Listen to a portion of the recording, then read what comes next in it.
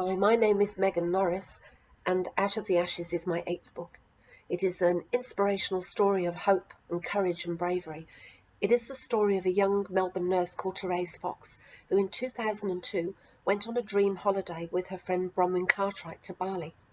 It turned into their worst nightmare. On their last night in Kuta, they decided to go for a drink at a bar called Paddy's Bar. They walked in behind a suicide bomber.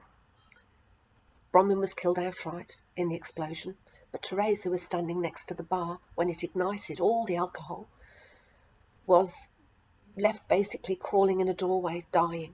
She suffered 85% full-thickness burns to her body, which basically meant it burned right down to the bone.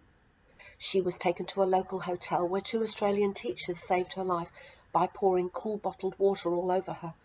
She was then taken to Denpasar Airport for the evacuation out, but was left on the tarmac to die because the army doctors did not believe she could possibly survive the airlift back to Darwin. A Balinese nurse begged them to change their minds, and they did. She was revived at Darwin Airport and taken to Concord Hospital, where she began a battle for her life.